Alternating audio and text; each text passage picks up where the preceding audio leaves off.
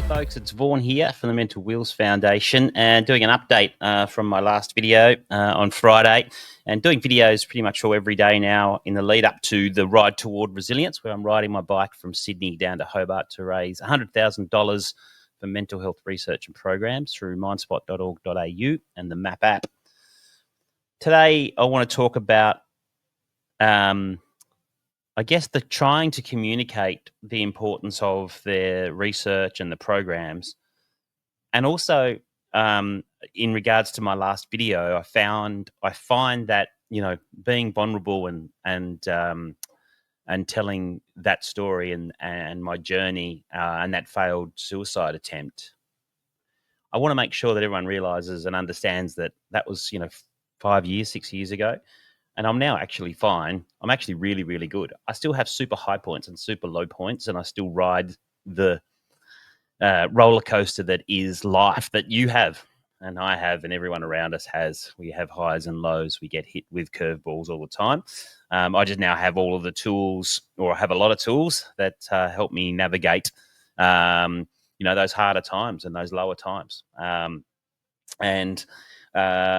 I'm currently able to do that without any need for any pharmaceutical drugs, no antidepressants or anything like that. It's just through activity, actions, and my daily, my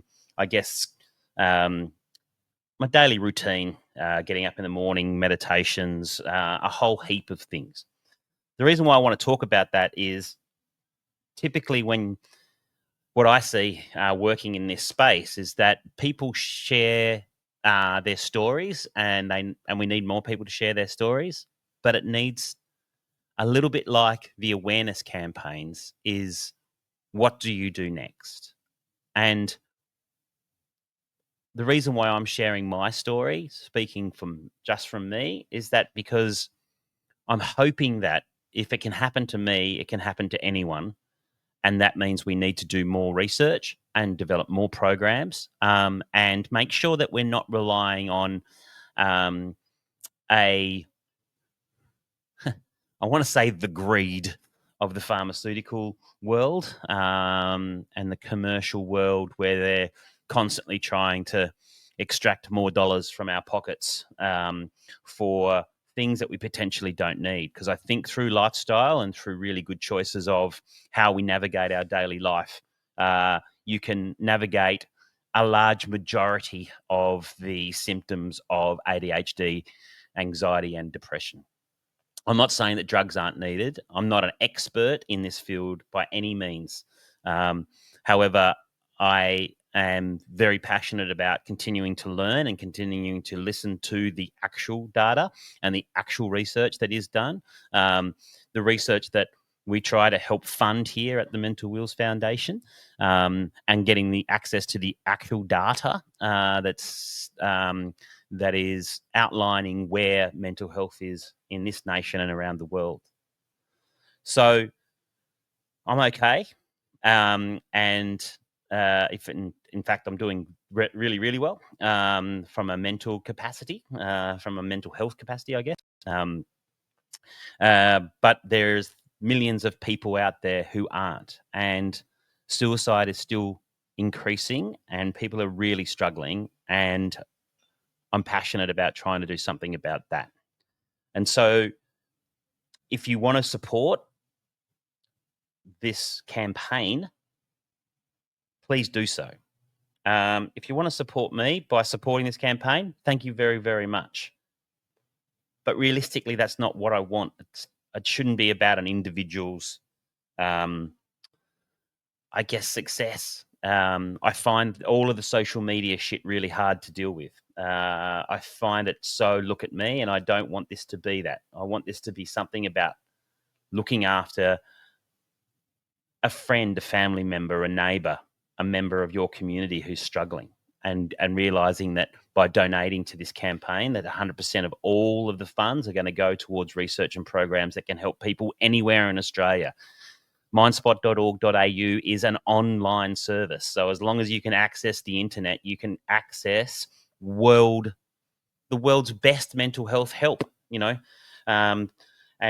programs that can help you and guide you out of really bad situations within your life.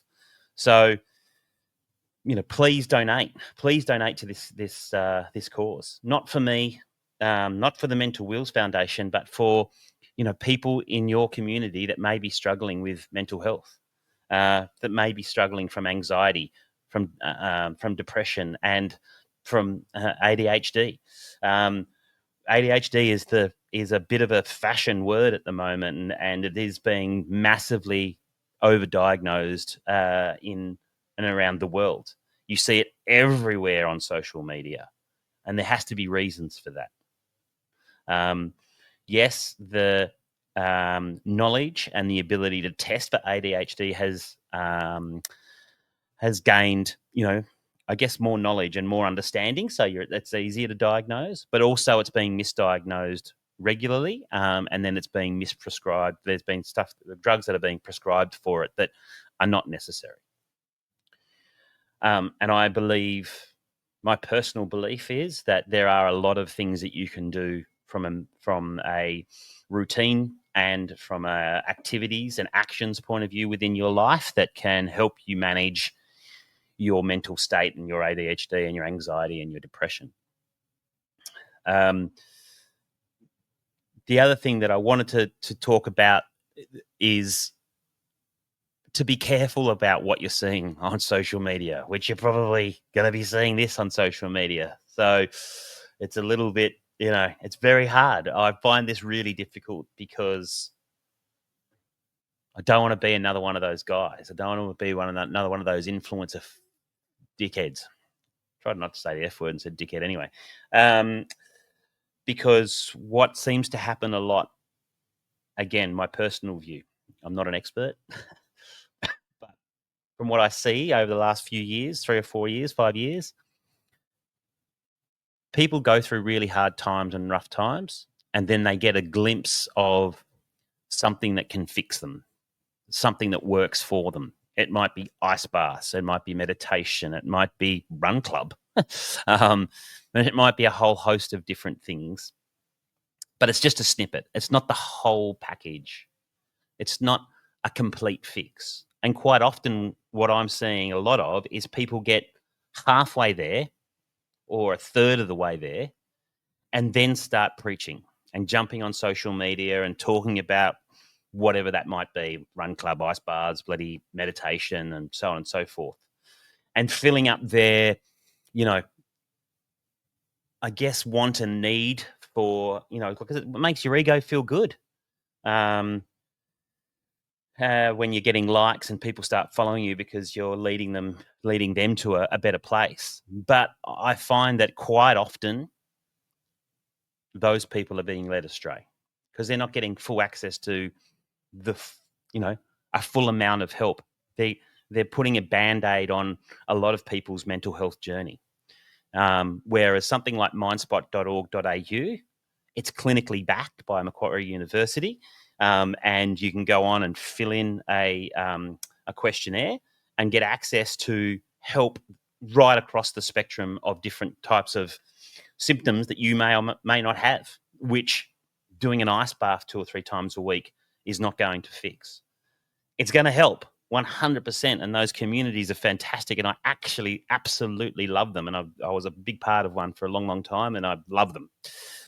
However, I'm also continually worried and concerned that it's a Band-Aid on something that actually needs a lot more, I guess, it just needs to be treated more like a bigger problem that I need to actually fix on a multitude of levels rather than just this, infinite or finite area of my life.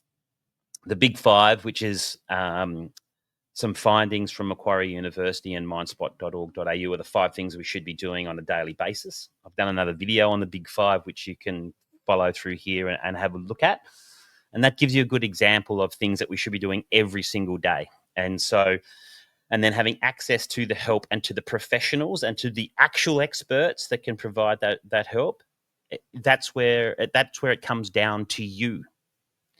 It comes down to you to go and find the help that you need, and then be committed enough and be responsible to yourself first and foremost to get that help and complete that help. And by complete that help, I mean by if you get onto a program that can help you from a mental health perspective, you have to go through with all of it. Don't get halfway through it and think, yeah, I'm on top of this now, and then go out and tell everyone how amazing it is. You need to at least first complete the program before you go out and chant about how amazing it is. Because it's the only way that, A, you're going to get well enough and better enough and learn the skills that will then be able to and habits that will then be able to guide you through the next curveball and the next rough patch of road.